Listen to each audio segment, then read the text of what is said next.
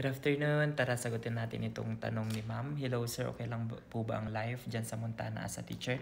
Dito po sa state namin, very okay, very peaceful po. And madalang po dito or wala yung gun shooting kung yun po yung ikinakatakot nyo. Nakakalito kasi ibang feedback like umuwi daw mga teachers. Yes, very challenging po talaga sa umpisa. Kasi mahirap lalong-lalo na kung mag-isa mo at hindi mo dala yung pamilya mo or kung ikaw ay single, mahirap po talaga. Marami pong ganon na mga teachers umuwi. Hindi sa iisang state kundi sa iba't ibang state po. Dito sa Montana wala pa akong nabalitaan na umuwi agad-agad dahil sa lungkot or dahil sa mag-isa niya. Wala pa akong nabalitaan. Pero sa ibang states, marami po.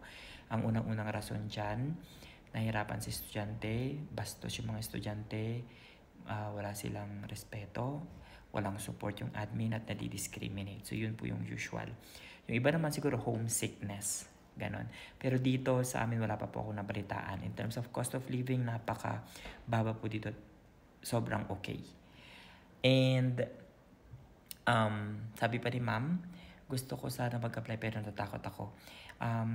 Sa pag-apply kasama naman po yung fear na yan. So just be ready physically, emotionally, mentally, and financially din po. So yun lang. I hope nakatulong. Comment for more. Bye!